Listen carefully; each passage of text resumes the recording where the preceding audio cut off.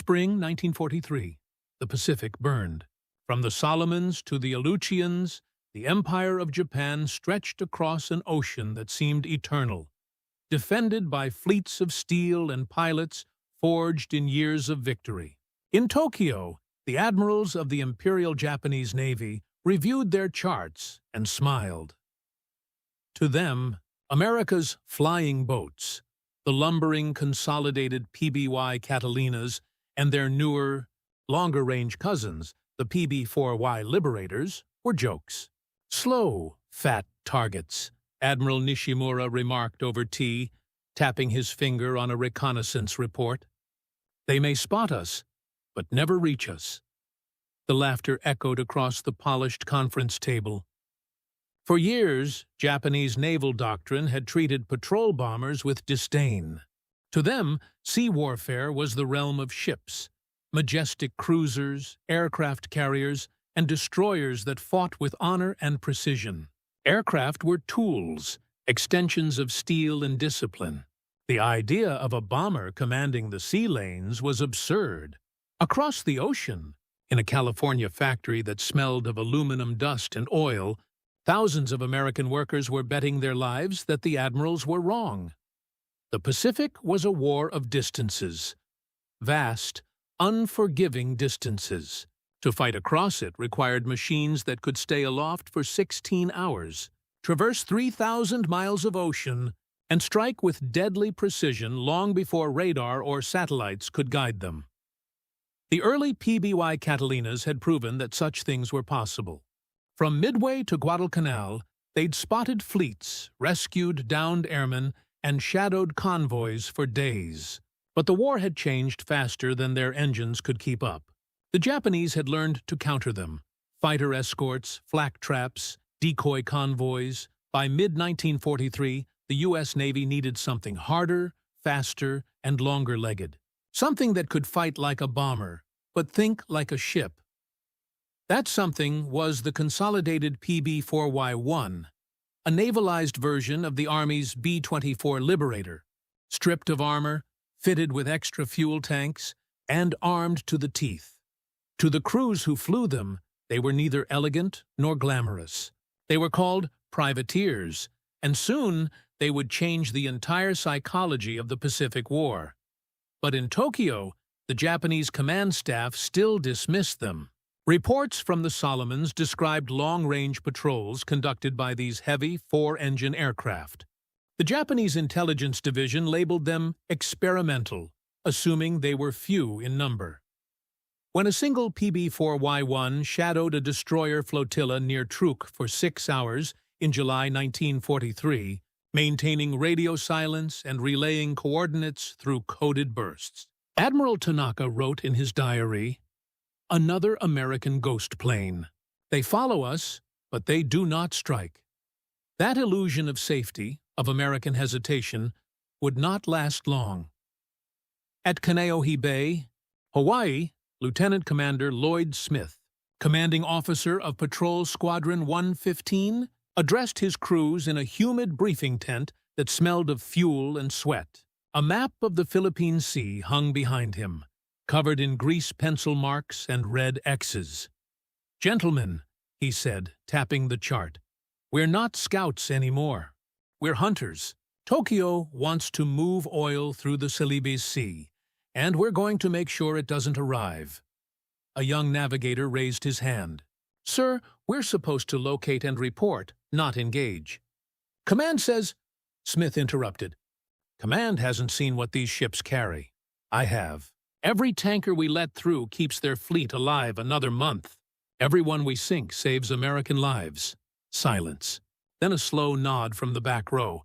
The mission parameters were changing, quietly but decisively. The first strike came on August 22, 1943. A formation of 3 PB4Y-1s from VP 115 spotted a Japanese convoy north of Palau, 2 oilers, a transport, and 3 destroyers. Normally, they would have circled, reported, and withdrawn. Instead, they dove. Each Liberator dropped 4 500-pound general-purpose bombs in a shallow glide attack. The lead ship, SS Iomaru, took a direct hit amidships. Within minutes, black smoke billowed across the sea. The Japanese destroyers turned to engage, but the bombers were already climbing through cloud cover, engines straining. One was hit, one engine dead, but it limped 900 miles back to base. It was, in the Navy's own words, a minor victory. But for Tokyo, it was the first hairline fracture in their confidence. At the next Imperial Navy staff meeting, Admiral Nishimura reviewed the after-action report in silence. 3 bombers sank a tanker and escaped, he read aloud.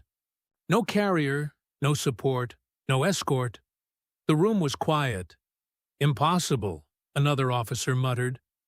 American propaganda, but intelligence intercepts confirmed it. The convoy's survivors had radioed for rescue. Their messages were intercepted by Allied monitors. For the first time, the Japanese command realized that the Americans were using long-range land-based bombers as sea killers. And worse, they were succeeding. By late autumn, the PB4Y squadrons had become the unseen predators of the Pacific. They operated from dusty coral strips on obscure islands, Kiritimati, Guadalcanal, Moritai. Their wings were streaked with salt. Their bellies corroded from ocean spray. Crews flew 12-hour missions in stifling heat, navigating by dead reckoning and intuition. Each sortie was a coin toss between glory and oblivion. The Japanese called them ghost bombers. One of those ghosts, Lieutenant Chajeji Robert Hawk Dyer, became the face of a new kind of warfare. On November 10, 1943, his PB4Y, call sign Blue 12, tracked a Japanese convoy for 10 hours in the South China Sea. Low on fuel, he disobeyed orders to return and initiated an attack alone. His crew dropped 6 bombs from 122 feet, scoring 2 direct hits on the freighter Tenryu Maru. The explosion was seen from 20 miles away. Dyer's bomber took flak damage, losing 1 wingtip and part of the tail, but somehow made it back to Mindoro on fumes. When asked why he risked everything, Dyer simply said, "We couldn't let them think the sea belonged to them anymore." In Tokyo, analysts argued. Some insisted the PB4Y was merely a modified B-24, too large, too slow, too exposed. Others warned that its long range and persistence made it a strategic weapon.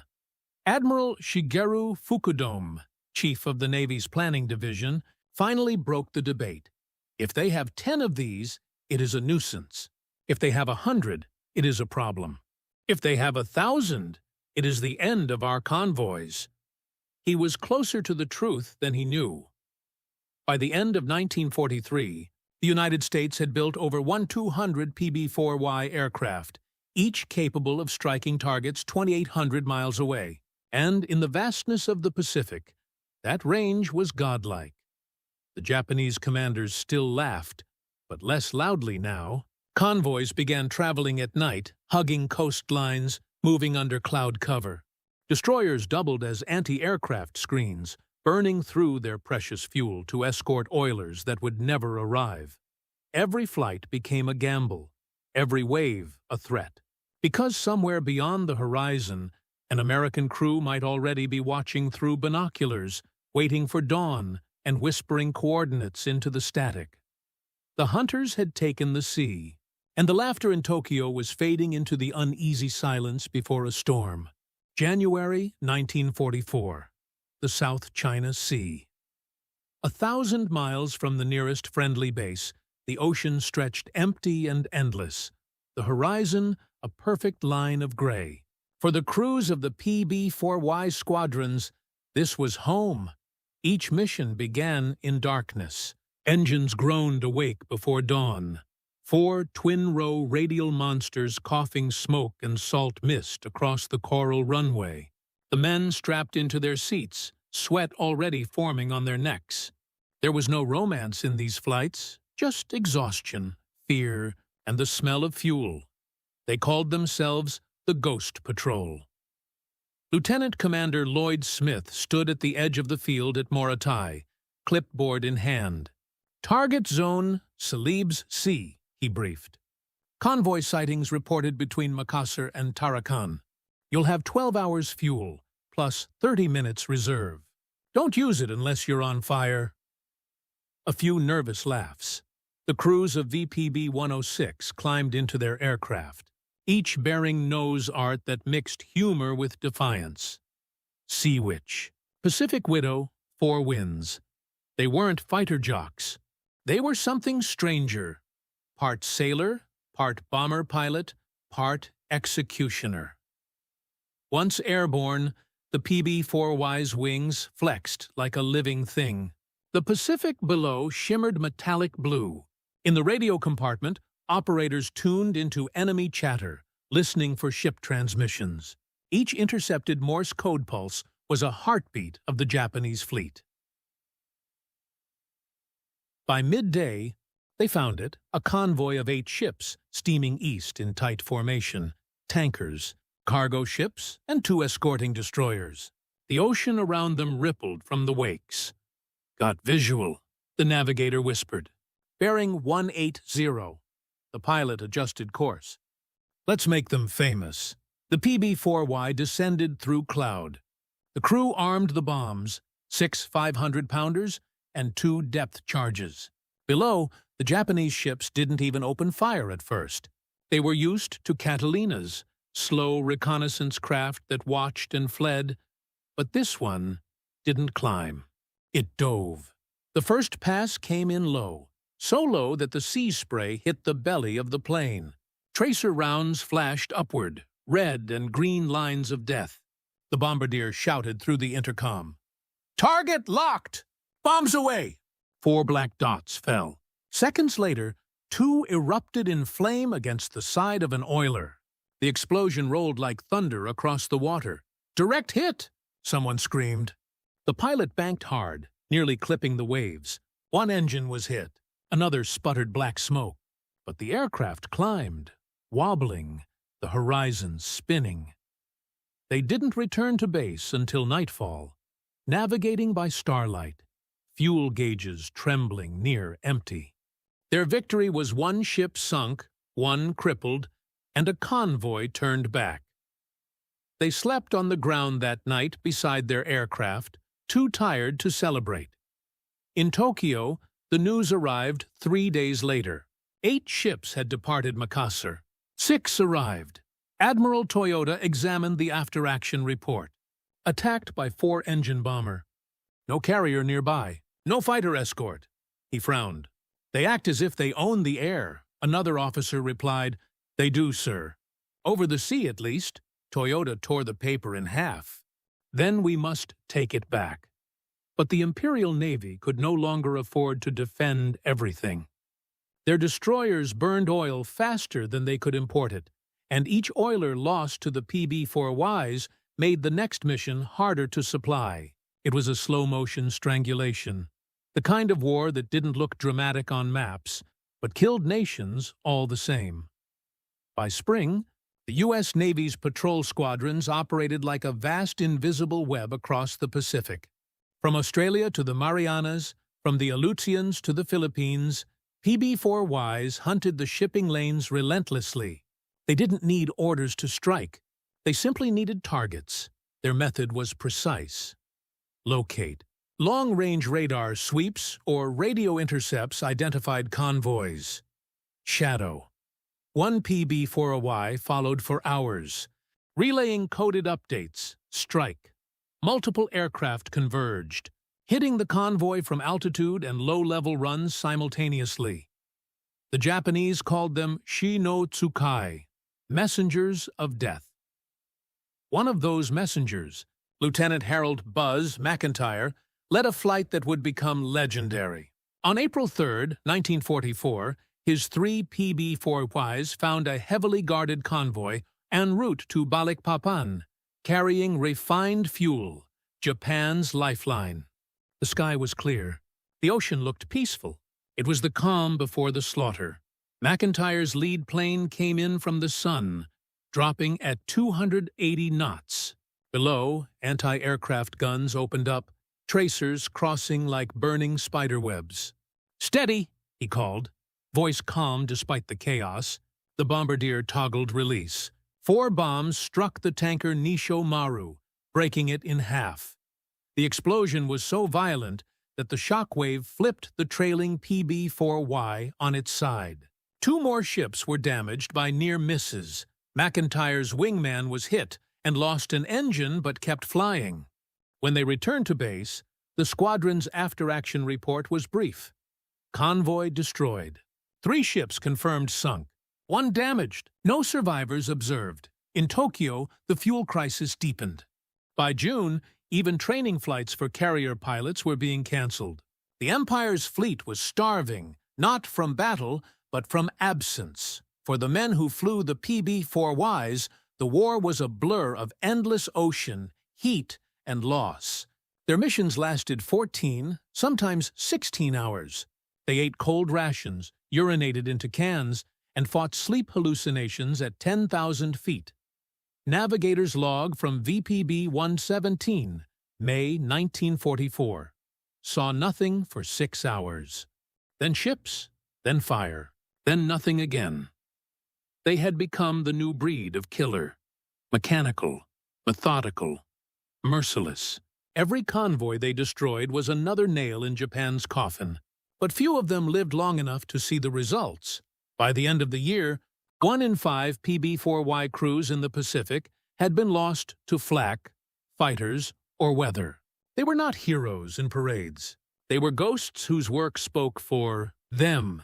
The Imperial Navy's Intelligence Service compiled an internal report in July 1944, titled Enemy Long-Range Sea Bombers.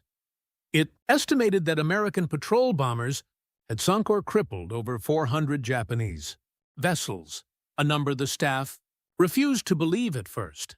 The final paragraph read, "Our fleets are being destroyed not by battles, but by attrition from the sky. The Americans have made the ocean itself an enemy." It was the most honest report of the war. Summer 1944, the Philippine Sea. The Empire's lifelines had become its graveyards. The once proud Japanese convoys that snaked across the Pacific were now hunted things, creeping through darkness, engines muffled, radios silenced. Every wave might conceal an American patrol plane. Every glimmer on the horizon might be a PB4Y's searchlight, sweeping death across the water. In Tokyo, the situation reports were grim reading. Between January and July, Japan had lost more than 1.7 million tons of shipping, nearly a quarter of its merchant fleet. Most had not fallen to submarines. As the old admirals assumed, they were erased by aircraft, by those flying boats the staff had once mocked. At the Naval General Staff Office, Admiral Toyoda placed a trembling hand on the map of the South China Sea. "Every line," he said quietly. "Every route marked in red is gone." The younger officers stared. "What do we do now, sir?" Toyoda's answer was a whisper. "Pray for fog." At Tinian Airfield, far from the marble corridors of Tokyo, the American flyers didn't pray. They planned. Lieutenant Commander Lloyd Smith and his squadron had become veterans of attrition warfare. They no longer needed orders to attack. They understood the strategy. Starve Japan before stepping foot on her soil. Their missions were surgical in design, brutal in execution. Each PB4Y carried 6,000 pounds of ordnance, depth charges, general-purpose bombs, and incendiaries for soft targets. But their greatest weapon wasn't explosives. It was time. The PB4Y could stay airborne for 16 hours. It could trail a convoy from the Celebes to the Ryukyus, radioing position updates to submarines and carrier groups waiting beyond the horizon. It was the world's first truly strategic naval aircraft. June 14, 1944. Operation Tyrant Reef. At dawn, 6 PB4Ys from VPB-117 and VPB-104 took off from Morotai, heading northwest toward Borneo. Their mission? Intercept a major Japanese convoy transporting oil, munitions, and aircraft parts from Balikpapan to Manila. At 0900 hours, they found it, 12 ships, moving in formation. Escorted by destroyers Nowaki and Amatsukaze, Lieutenant Harold McIntyre, flying lead, opened the radio channel. Eagles to all units. Targets confirmed. Let's go fishing. The PB4Ys split into two attack elements, one descending to 5,000 feet for skip bombing, the other remaining high for glide attacks. The Japanese gunners opened fire first. Tracer arcs cut through the clouds like red veins. The sky became chaos, flak bursts, burning shrapnel, the roar of 4 radial engines fighting gravity. McIntyre's bombardier, Ensign Carl Denton, shouted through his intercom, "Target 1 locked, range 1,000. Drop 'em!" 4 bombs fell. Seconds later, the sea erupted. The transport Kumano Maru broke apart in a geyser of flame and water. Within 5 minutes, another PB4Y struck the tanker Tonin Maru No. 3. The explosion lit the horizon like sunrise. By the time the attack ended, 5 ships were sunk, 3 crippled, and the rest fleeing in disarray. The PB4Ys regrouped, limping home on dwindling fuel and damaged wings. They had flown 1,800 miles that day and erased half a fleet. The Japanese survivors were picked up by fishing boats 2 days later. Their testimonies reached Tokyo like funeral prayers. The sky was full of monsters. They came out of the sun. We thought we were safe, far from carriers, but they followed us anyway. The sea itself betrayed us. The Imperial Navy began painting camouflage patterns on its ships, experimenting with smoke generators and decoy oil slicks. None of it mattered. The PB4Ys didn't hunt by sight anymore. They hunted by radar. Their noses carried ASV, air-to-surface vessel, sets that could detect a ship's metallic mass from 20 miles away, even in darkness or storm. They used it to find convoys invisible to human eyes. The ocean had no hiding places left. That summer, the Japanese command at Truk intercepted strange radio transmissions, short, coded pings repeating every few hours. They belonged to American PB4Ys, marking convoy positions for submarines below. At 0400 on June 19th, the convoy High 63, 6 transports and 3 escorts, was attacked by both. First came the PB4Ys, dropping flares and depth charges. Then, within hours, American submarines surfaced and finished the crippled ships with torpedoes. 9 ships entered the Bashi Channel. None made it out. The Japanese called it the Long Hunt. They no longer sailed by schedule, but by superstition, departing only on cloudy nights, hugging coastlines, scattering into smaller groups that were easier to lose and easier to destroy.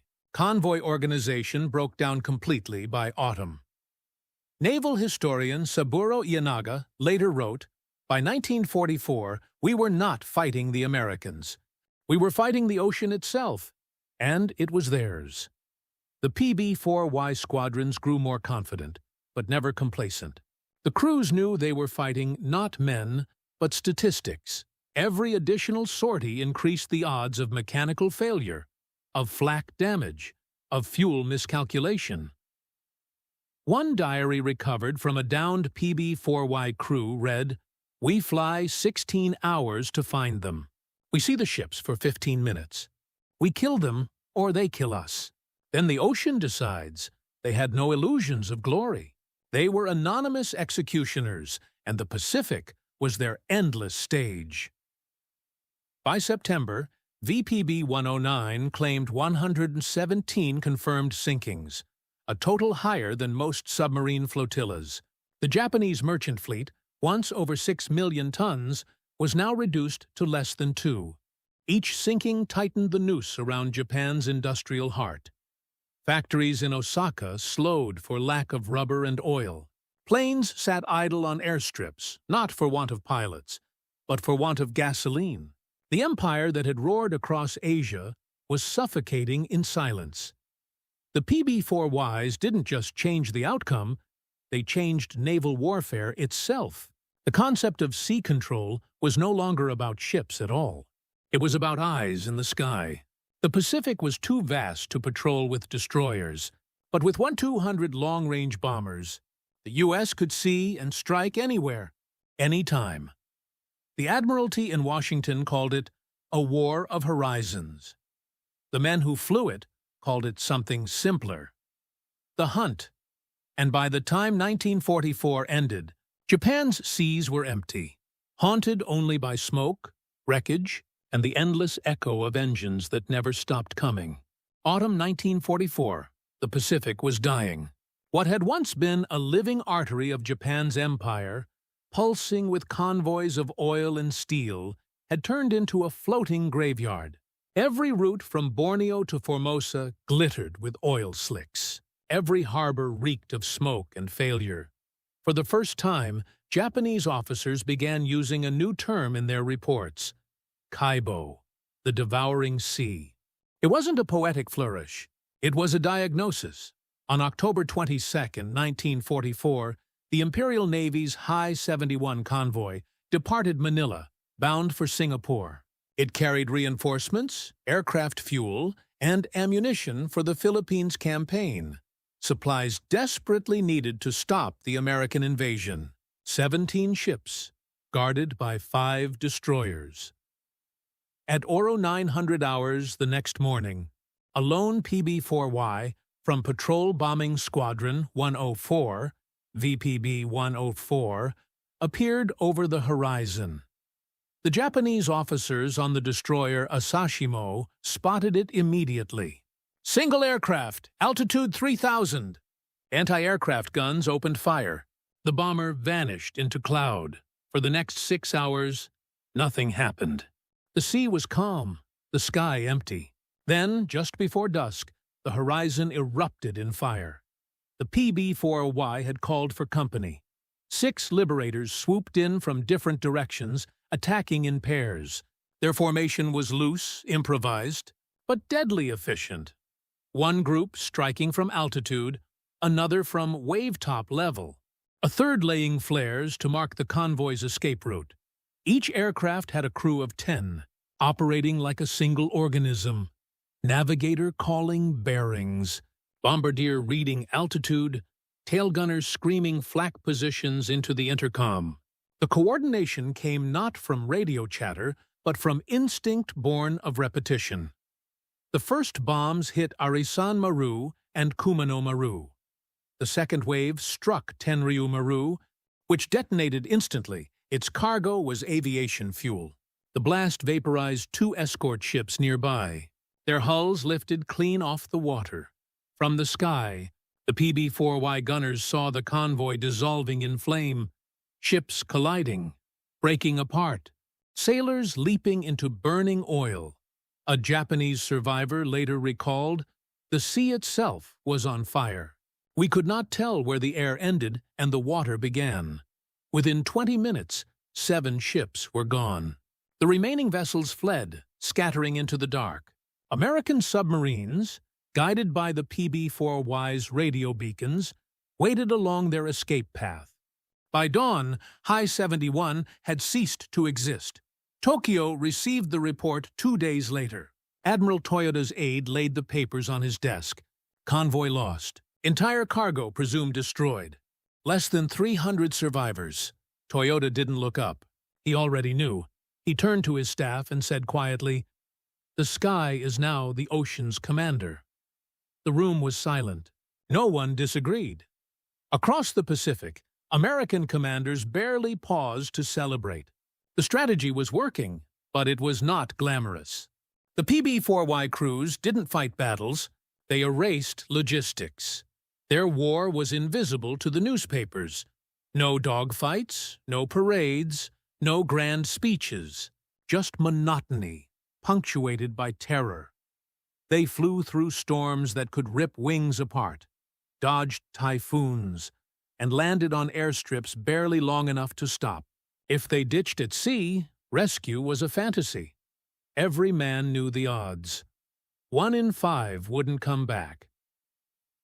November 1944. The Borneo Run. The Japanese convoy High 84 was one of the last major attempts to resupply oil from Balikpapan. 14 ships, heavy escort, traveling by night. At dawn, radar operators aboard the PB4Y Sea Reaper picked up returns, multiple contacts heading northeast, 12 knots. They dropped to 6,000 feet. Below, the convoy was exactly where intelligence predicted. "Get ready to paint the sky," the pilot said.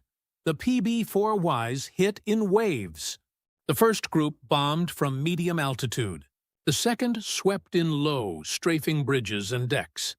The Japanese escorts fought back viciously. One PB4Y was hit amidships, exploding in a fireball before crashing into the water. Another limped away on 2 engines, leaking fuel. But the damage was done. 4 ships sank outright.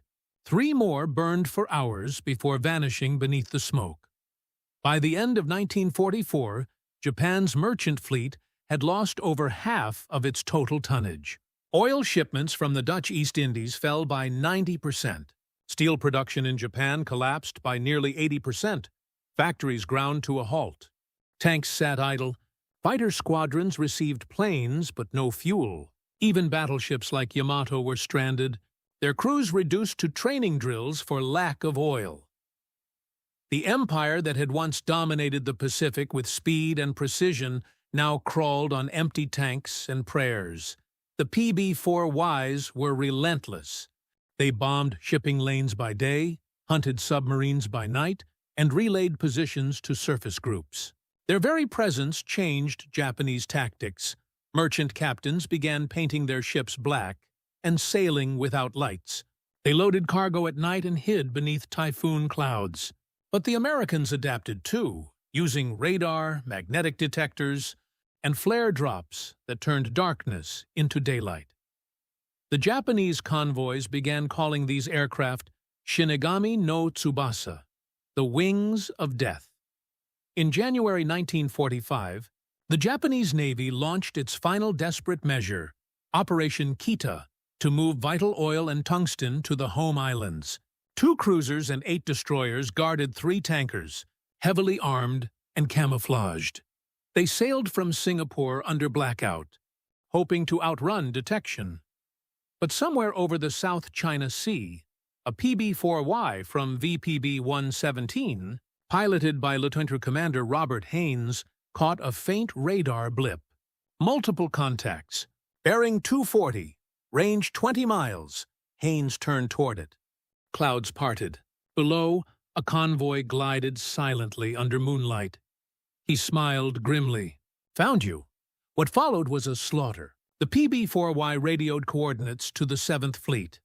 Within hours, submarines USS Burgal and USS Blackfin intercepted. 2 of the tankers were sunk by torpedo fire. 1 destroyer blew apart after taking a direct bomb hit from the air. By the time the operation reached Japan, only 2 ships remained. The rest, gone, consumed by the ocean and the machines that ruled it. Admiral Fukudome's final war diary entry, dated February 1945, reads like a eulogy. "The enemy's flying boats, which we once mocked, have made our navy blind. Our ships are coffins. The sea belongs to them now." Back in the Pacific, the men of the PB4Y squadrons hardly noticed history shifting beneath them. They were too tired, too hollowed out by endless missions. In their tents, they marked lost friends with small crosses drawn on scraps of paper. They drank warm beer from ration tins, stared at the stars, and wondered if the men they killed had seen the same sky. The next morning, they flew again. February 1945. Tokyo Bay. The once mighty Imperial Navy lay in silence, its harbors filled with crippled ships and ghostly hulks. Tugboats moved sluggishly between vessels that could no longer sail. Rust spread like infection. Even the seagulls seemed to circle slower now, as though mourning the death of an empire that had once believed it owned the sea. From the deck of the battleship Nagato, Admiral Soemu Toyota stared across the water. He could smell the crude oil leaking from ruptured drums nearby, a reminder of the very thing his navy now lacked. An officer approached. "Admiral, the fuel reserves for the home fleet are effectively gone." Toyota nodded without turning. "Then the fleet no longer exists." The collapse had been gradual, invisible, and merciless. By 1945, Japan's fuel supply had fallen below 1/10 of its wartime requirement. Every gallon that reached the homeland had to cross seas patrolled by American PB4Ys, submarines, and carrier task forces. The oil convoys, the lifeblood of the empire, had become suicide missions. Each ship that sailed from Balikpapan or Singapore carried more ghosts than sailors. The men aboard knew the truth. They weren't delivering fuel anymore. They were bait. In the humid air of Tinian Airfield, the PB4Y crews prepared for yet another long-range patrol. Their logbooks were filled with tallies of ships destroyed, but there was no celebration in their victories. Each success was a line crossed off a list, a methodical dismantling of a nation's ability to fight. Lieutenant Harold Buzz McIntyre, now a squadron leader, addressed his men. "We're not bombing ships anymore. We're bombing time. Every tanker we sink buys the war an early death. That's our job now. Kill the clock." The mission board for that month read like an obituary. Convoy RA-71, sunk. Convoy Mote 39, destroyed. Convoy Tama 12, intercepted. All ships lost. Each code name represented hundreds of sailors, thousands of tons of cargo, and another nail driven into Japan's coffin. March 1945. The final convoys. The Japanese High Command ordered one last desperate attempt to move oil north from the East Indies. Convoy High 93 departed Singapore with 4 tankers and 2 escorts. Their route took them through the South China Sea, a corridor of death now dominated entirely by the PB4Ys and U.S. submarines. At 05:10 hours, the convoy's radar detected faint echoes to the east. Moments later, flares erupted overhead. 4 PB4Ys descended from 8,000 feet, engines glowing red in the pre-dawn haze. The lead aircraft, Pacific Widow, released its payload first. 2 bombs struck the lead tanker, igniting a wall of fire that rolled across the ocean like liquid sunlight. Within minutes, the flames reached the second vessel. Its fuel cargo detonated, vaporizing half the convoy. When the survivors surfaced, they found the sea slick with burning oil and twisted steel. Out of 6 ships, only 1 made it back to port. Tokyo received the report with disbelief. The convoy had been escorted, well-armed, and shielded by weather forecasts predicting storms. Yet the PB4Ys had found it anyway. In an emergency meeting, Admiral Fukudome addressed the council. "We can no longer move oil, ammunition, or food. Our fleet can neither fight nor flee. The sky has conquered the sea." The words hung in the air like the toll of a bell. Meanwhile, in the Philippines, the U.S. Navy Intelligence Office compiled data on Japanese fuel levels. Their analysts estimated Japan's strategic reserves at less than 5 million barrels, barely enough for 1 month of major operations. By May, even that was gone. The empire's massive industrial complex, its steel mills, shipyards, and refineries, stood still. Workers pedaled bicycles to work because trains no longer ran. Entire airfields were grounded, with pilots ordered to await opportunity. But opportunity never came. For the PB4Y crews, the missions grew shorter but more dangerous. As Japan's fleet vanished, their targets shifted inland. Coastal depots, oil tanks, and rail networks that fed the remaining war machine. At Kanoya Airfield on Kyushu, kamikaze pilots watched helplessly as PB4Ys bombed nearby oil tanks.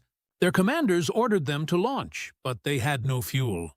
They stood in their cockpits as the sky above them filled with the thunder of American engines, aircraft they couldn't reach, striking targets they couldn't defend. By summer, the PB4Ys' dominance had become absolute.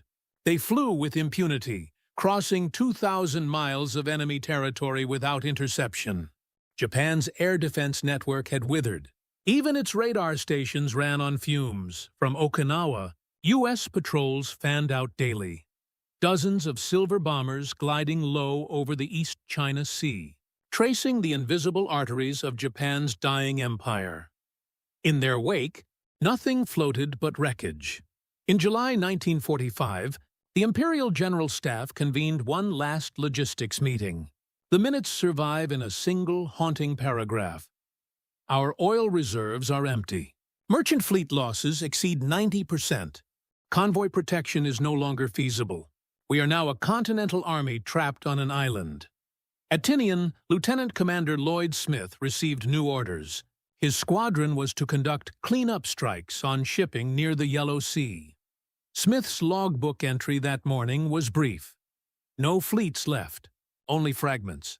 The Pacific looks peaceful, but it's made of graves. They launched at dawn, 5 aircraft in formation, climbing toward the clouds. Below them, the sea glimmered faintly, still, silent, and full of ghosts. That same week, a Japanese journalist recorded a final radio broadcast from Tokyo.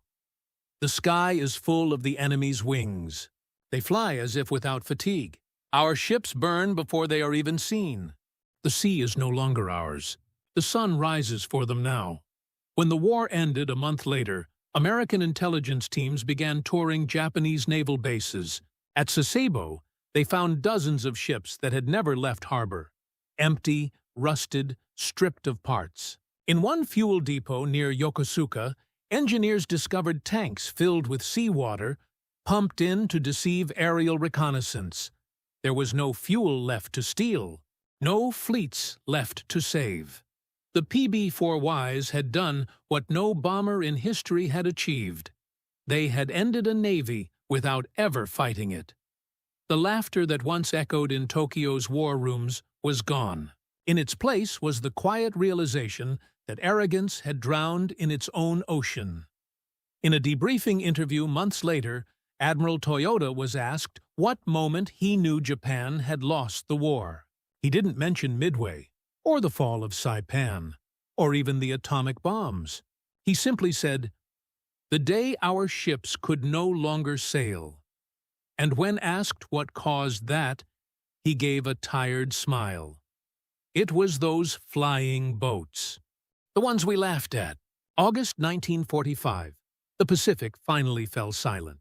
The great fleets that had once ruled its waves were gone, the convoys erased, and the empire that had worshipped its navy now stood surrounded by wreckage and silence.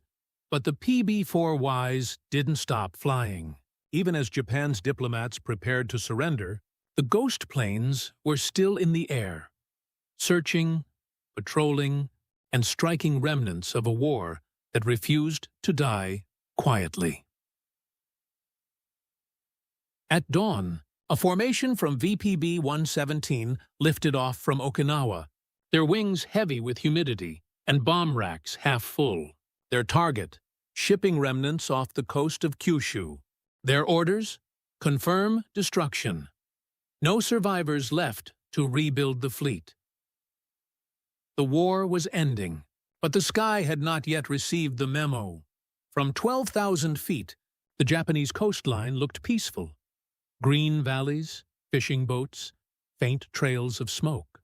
But to the trained eye, the scars were everywhere. Sunken tankers jutted from shallow bays like ribs. Docks lay in ruins, cranes twisted and useless. The lead PB4Y, Sea Witch Dufid, Sihanon Sidinthan 2, flew over Kagoshima Bay. The radar operator called out faint returns. Contacts, multiple, could be barges. The pilot, Lieutenant James Darrow, frowned. If they're moving, they're not barges. They descended. Below, small Japanese freighters crept along the coast. painted gray to blend with the cliffs. Their decks were half empty. They carried no cargo worth defending. But they were still trying to move. Old habits die hard, Darrow sighed. They don't even know it's over. Then, quietly, let's finish it anyway. The bombs fell, 2 per ship. Each detonation echoed across the bay, scattering fishing nets and seagulls. It wasn't war anymore. It was punctuation. That afternoon, the crew of another PB4Y found a lone Japanese submarine attempting to surface near the Bonin Islands. Its conning tower rose slowly, waving a white sheet. The Americans hesitated. "Sir," the co-pilot asked, "they're surrendering?" The commander lowered his binoculars. "Maybe, or maybe it's a trick." They circled once. The sub did not fire. The PB4Y radioed the position and turned back toward Okinawa. Behind them, the ocean swallowed the last of Japan's silent hunters. For the first time in years, no Japanese ship would ever cross that water under arms again. In Tokyo, Emperor Hirohito's surrender broadcast filled the airwaves. The Admiralty listened in silence, seated in the same conference room where, 3 years earlier, they had mocked the idea of flying boats. Admiral Fukudome removed his glasses, set them on the table, and said softly, "The sea has changed forever.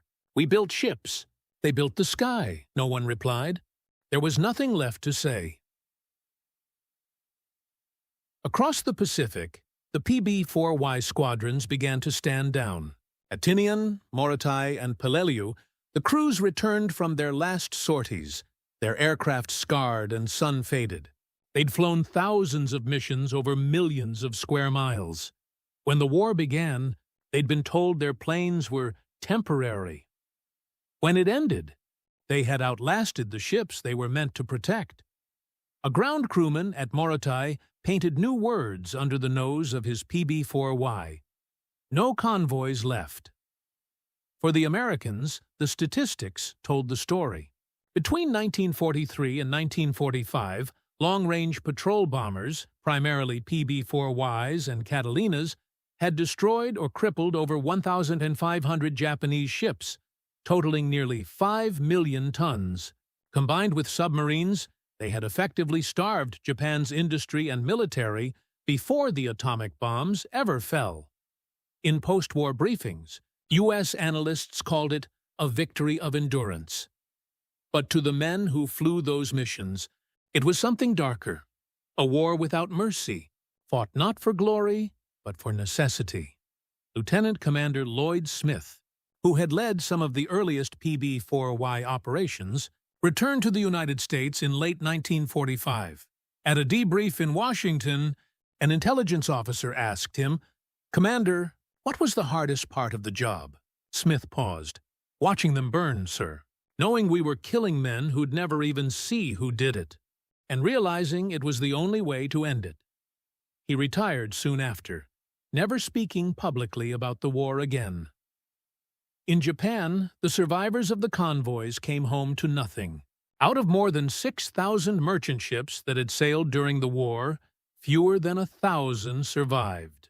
Most of the sailors who made it back were assigned to clean beaches and clear wreckage. One of them, Chief Engineer Taro Matsuda, later wrote in his memoir, "We had laughed when they called their bombers flying boats. We said no airplane could hunt ships across the world. But they did. They found us every time. The sea we ruled became our tomb." By 1946, the PB4Y squadrons were decommissioned. Some aircraft were scrapped. Others were converted into civilian transports or maritime patrol variants for new allies. But their legacy was carved into history. They had changed. The very meaning of naval warfare, Admiral Toyoda's final report to the Allied occupation officers contained a single line that historians still quote today. The Pacific War ended not because of Hiroshima, but because the sea itself betrayed us. In the decades that followed, military strategists studied the PB4Y campaigns as the blueprint for modern maritime air control. Radar-guided patrols, satellite reconnaissance, carrier-based bombers. All of it descended from the lessons written in those long, lonely flights. But for the men who had flown them, the memory was simpler. When asked what it felt like to rule the sky and the sea, one former pilot said, "It didn't feel like ruling anything. It felt like surviving." In 1952, at a reunion in San Diego, surviving PB4Y crews gathered for the first time. Someone brought a framed photograph, a Japanese convoy in flames, taken from a gun camera at 6,000 feet. Beneath it, someone had scrawled in fading pencil, "They laughed first." The room fell silent. For a long moment, no one spoke. Then an old mechanic murmured, "Yeah, but they didn't laugh last." And so, in the long memory of the Pacific, between the waves and the clouds, the story endures of a war fought by ships that sank unseen, by men who flew where no one had before, and by a sky that finally devoured the sea. The PB4Ys had been mocked, dismissed, forgotten. But in the end, they were the ones who rewrote the world's map. With nothing more than wings, patience, and the endless hum of engines over a dying empire.